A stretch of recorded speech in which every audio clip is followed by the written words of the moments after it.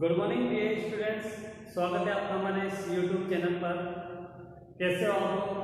आपकी पढ़ाई कैसी चलती है? आपको पता है ये सभी वीडियो अनलिस्टेड है, इसलिए जो है आपको लिंक से ही वीडियो ओपन करने पड़ेंगे। अगले वीडियो जो भी आने वाले वीडियो है वो भी इसी प्रकार से आपको जो है लिंक से ही ओपन करने पड़ेंगे। तो आइए हम पढ़ते हैं। आज बहुत अच्छा टॉपिक है हमारा। इस टॉपिक का नाम है हमारे पास में संधारित्र का सिद्धांत। संधारित्र का सिद्धांत।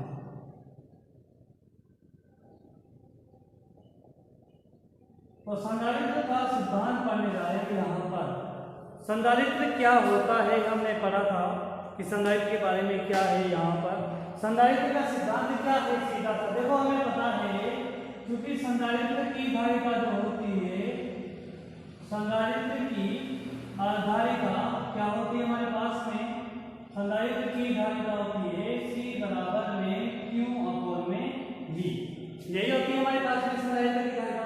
तो ये सिद्धांत क्या कहता है हमें, तो हमें धारिता का मान बढ़ाना है। तो मतलब यहाँ पर जो है संधारित्र की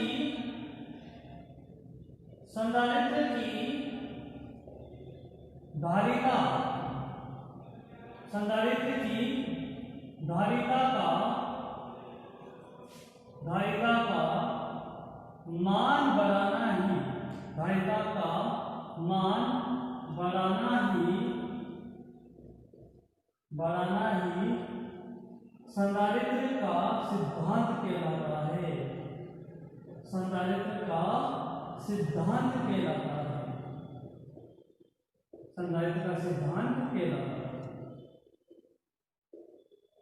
मतलब क्या कहते हैं हम यहाँ पर, क्या होता है संधारित्र का सिद्धांत।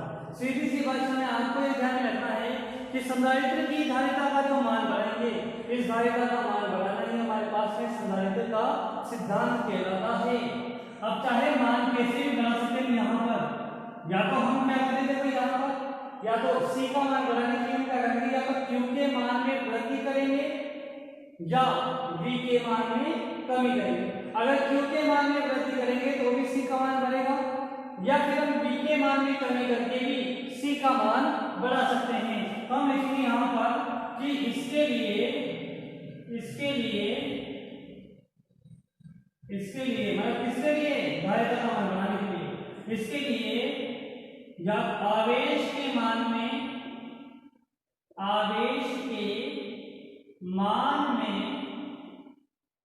वृद्धि की जाए, या हम कह सकते हैं यहाँ पर विभव के मान में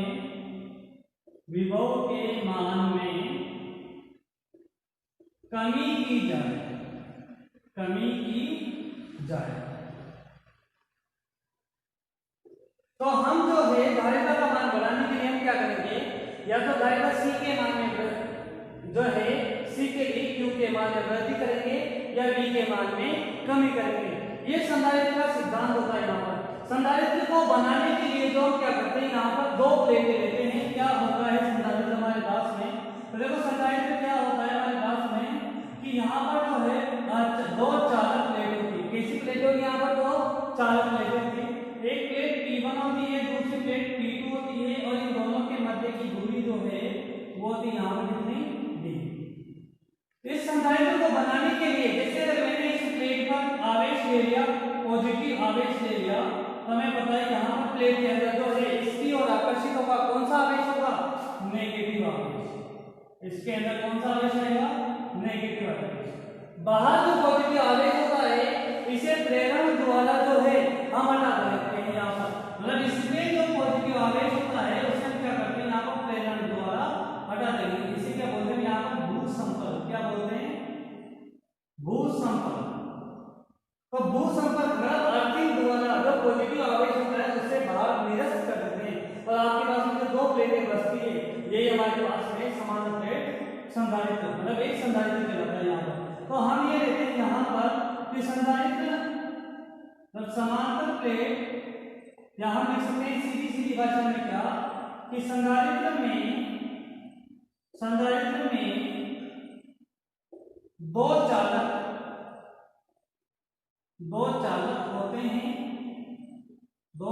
होते हैं, जिनमें परिमाण में समान आवेश कितना होगा, यहाँ भी Q होगा पॉजिटिव, यहाँ भी Q होगा नेगेटिव। तो जिनमें परिमाण में समान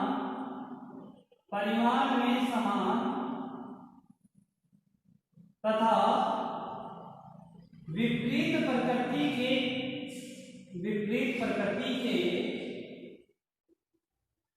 आवेश होते हैं, विपरीत प्रकृति के आवेश होते हैं। अब इनके मध्य कुछ भी दूरी मान लो, चाहे d दूरी मान लिया, कुछ और दूरी मान सकते हैं यहाँ पर।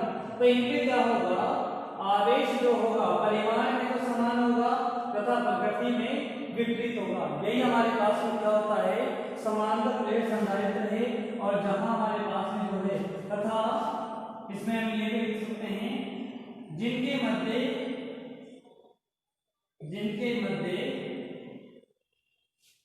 अल्प दूरी होती है। कितनी दूरी होगी, अल्प दूरी होती है, जिनके मध्य अल्प दूरी होती है। तो इस प्रकार से जो है ये एक संधारित्र बन जाता है। यहां पर स्क्रीनशॉट लो जल्दी से इसका।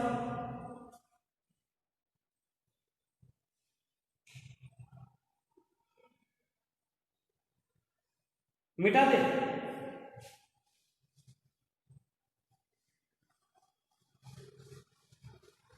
अब हमें पढ़ना है ये जो समांतर प्लेट संधारित्र है इसकी धारिता के बारे में पढ़ेंगे। यहाँ पर समांतर प्लेट संधारित्र है, इसकी धारिता के बारे में पढ़ेंगे हम कि क्या होता है समांतर प्लेट संधारित्र।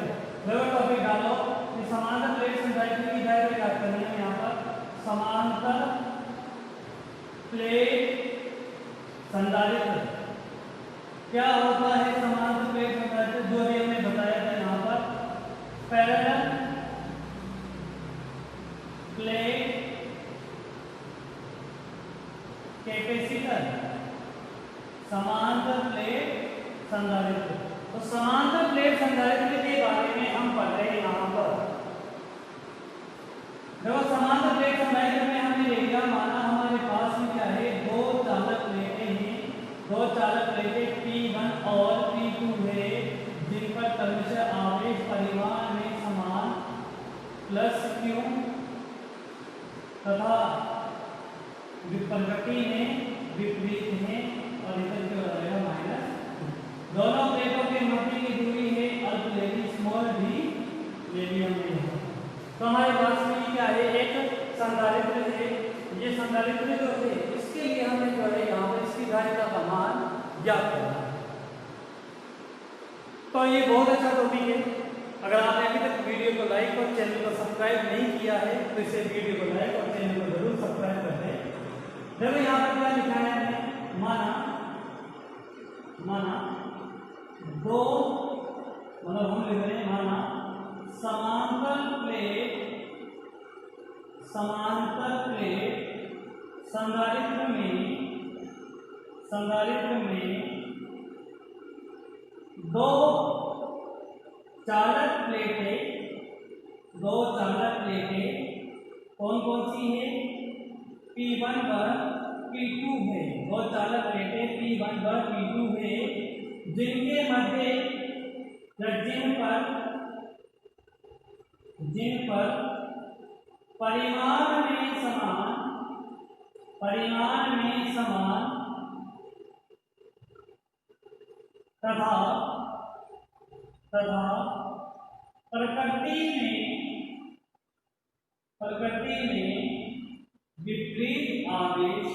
तथा प्रकृति में विपरीत आवेश क्यों है। कितने बात यहाँ पर, जब दो परिमाण में समान तथा प्रकृति में विपरीत आवेश कौन सा है यहाँ पर, क्यों है यहाँ पर, तथा प्लेटों के मध्य की दूरी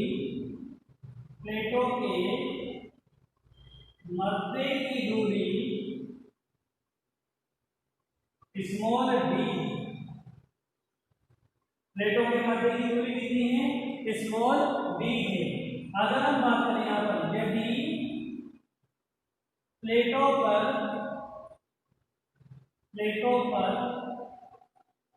पृष्ठ आवेश घनत्व या पृष्ठ आवेश घनत्व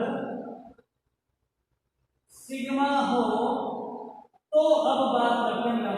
सबसे पहले प्लेट P1 पर विद्युत क्षेत्र की तीव्रता की बात करेंगे, फिर प्लेट P2 पर विद्युत क्षेत्र की तीव्रता की बात करेंगे। यदि प्लेटों का पृष्ठ आवेश घनत्व सिग्मा हो तो हम लिख सकते हैं प्लेट P1 पर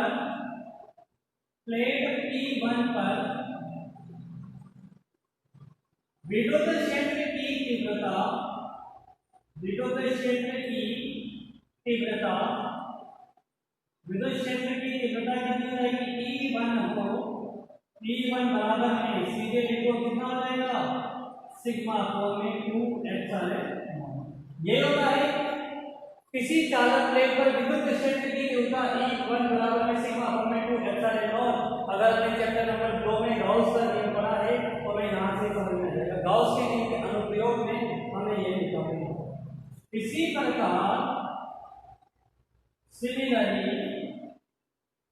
प्रकार अगर हम बात करें प्लेट P2 पर विद्युत क्षेत्र की तीव्रता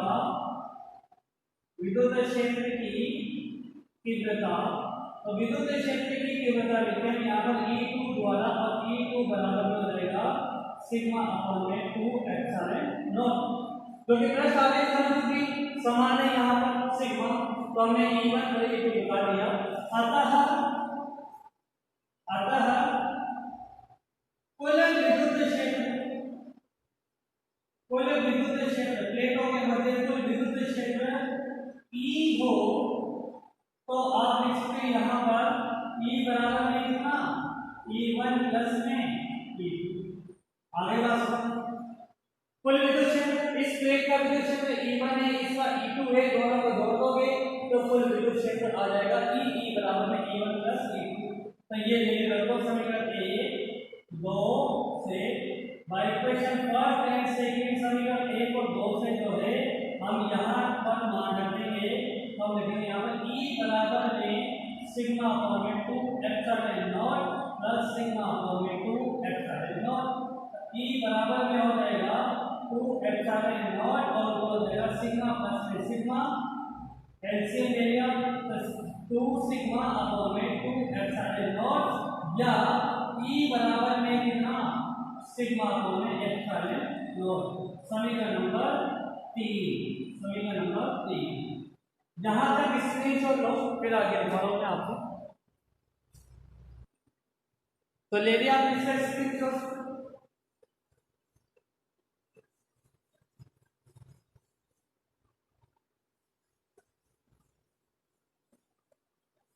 तो हमने यहाँ पर जो है विद्युत क्षेत्र को निकाल लिया और हमें धारिता चाहिए यहाँ पर। तो धारिता के लिए सबसे पहले तो जो है सिग्मा जो है इसका भी मान रखेंगे यहाँ पर। समीकरण जो 3 आई हमारे पास में E बराबर में सिग्मा अपॉन में एप्सिलॉन नॉट, ये लिखा है यहाँ पर E बराबर में सिग्मा अपॉन में एप्सिलॉन नॉट। देखो हम जानते हैं P नॉट है, हम जानते हैं कि क्या जानते हो? पृष्ठ आवेश घनत्व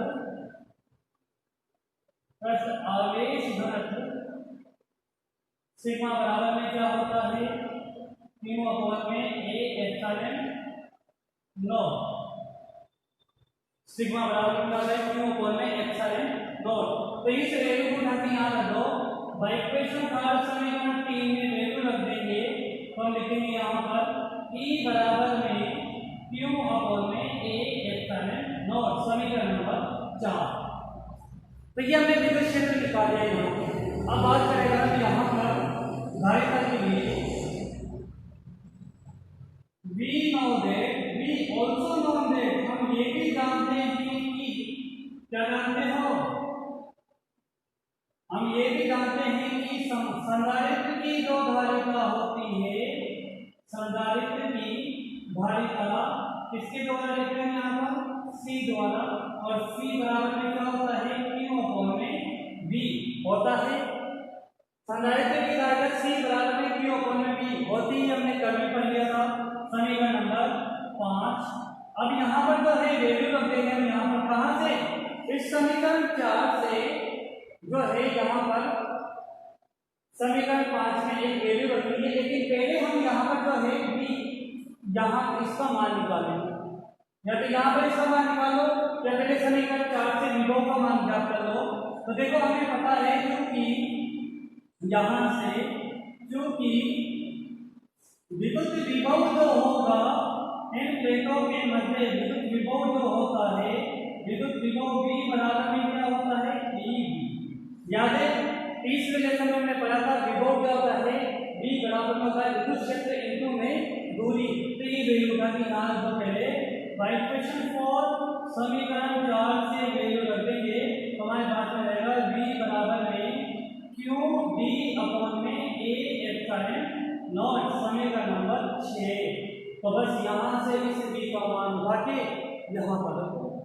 देखो समीकरण 5 से ये समीकरण 6 से किसका मान, V का मान समीकरण 5 में रखने पर, समीकरण 5 में अगर मान रख देंगे हम यहाँ पर, देखो C बराबर में क्या होगा, Q अपॉन में QD अपॉन में A एप्सिलॉन नॉट। आधी बात समझे, इसे B का मान उठा के यहाँ पर रख दिया, Q तो अपनी जगह पर है और B की जगह क्या रख दिया, QD अपॉन में A एप्सिलॉन नॉट। जब देखो Q से Q काट दिया हमने तो हमारे पास में आ गया, अतः C बराबर में कितना, C बराबर में देखो ये वैल्यू तो ऊपर जाएगी और आपके पास बनेगा A एप्सिलॉन नॉट अपॉन में स्मॉल d। समीकरण नंबर कौन सी आ गई, 7। यही समांतर प्लेट संधारित्र की धारिता है, C बराबर में A एप्सिलॉन नॉट अपॉन में स्मॉल d। तो देखो यहाँ पर हम कह सकते हैं अतः समांतर प्लेट संधारित्र की धारिता, अतः समांतर प्लेट संधारित्र की धारिता,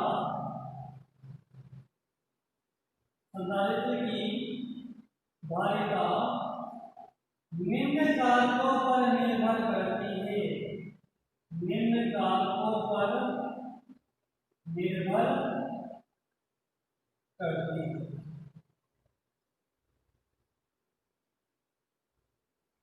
कौन कौन से कारकों पर निर्भर करती है, पहला तो क्षेत्रफल A पर, दूसरा होगा हमारे पास हमें इस D पर, क्योंकि यहाँ निर्वात की विद्युत क्षेत्र है तो हम कह सकते हैं यहाँ पर पहला पॉइंट होगा हमारे पास में धारिता क्षेत्रफल के समानुपाती होती है, और नंबर 2 की धारिता प्लेटों के मध्य की दूरी के व्युत्क्रमानुपाती होती है। देख सकते हैं यहाँ पर कि समांतर प्लेट संधारित्र की धारिता क्षेत्रफल के समानुपाती होती है, और दूसरा कि यहाँ पर समांतर प्लेट संधारित्र की धारिता प्लेटों के मध्य की दूरी के व्युत्क्रमानुपाती होती है। तो यह आज का हमारा टॉपिक था, बहुत अच्छा टॉपिक है, ध्यान से पढ़ना इसे। और मैं जो है कोई क्वेश्चन भी पूछना हो आपको तो आप मुझे मैसेज करके पूछ सकते हैं। तो कैसा लगा वीडियो को लाइक और चैनल को सब्सक्राइब करना ना भूलें। तो इसी के साथ हम अगली क्लास में मिलेंगे।